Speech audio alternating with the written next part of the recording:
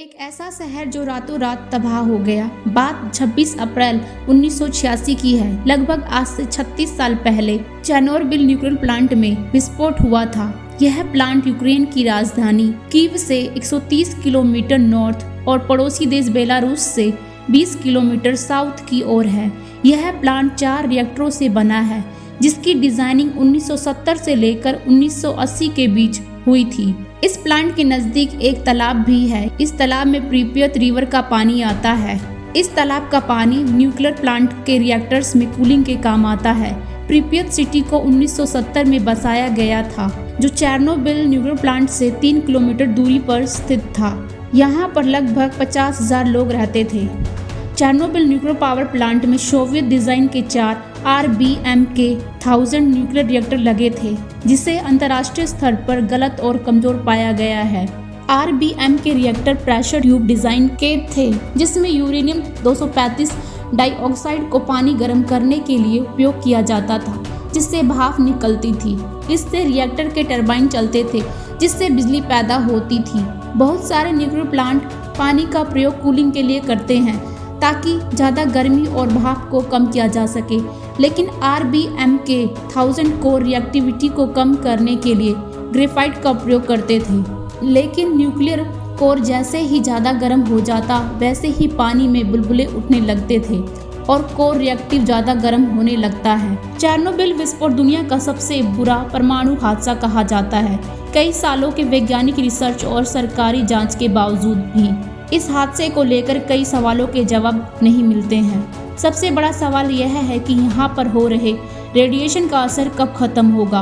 वो लोग और उनकी पीढ़ियाँ कब ठीक होंगी जो परमाणु रिएक्शन के शिकार हुए थे।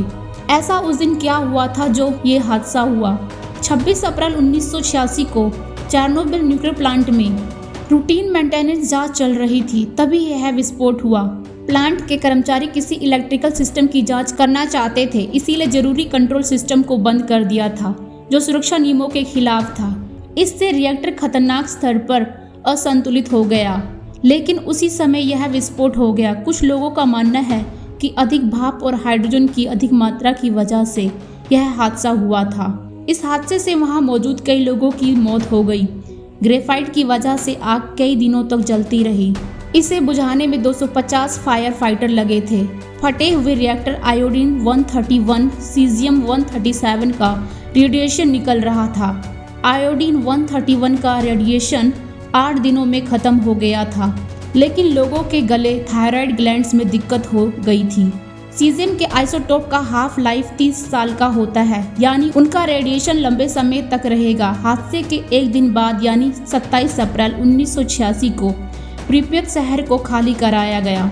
रेडिएशन की वजह से लोगों को उल्टियां और सर भी चकरा रहा था। 14 मई 1986 तक वहां की गवर्नमेंट ने 30 किलोमीटर तक का इलाका खाली करा दिया। टेक्सास टेक यूनिवर्सिटी के नेशनल साइंस रिसर्च लैबोरेटरी के अकॉर्डिंग चेर्नोबिल न्यूक्लियर प्लांट के हादसे के बाद आसपास के मौजूद पेड़ रेडिएशन की वजह से खत्म हो गए और यह इलाका रेड फॉरेस्ट कहलाने लगा।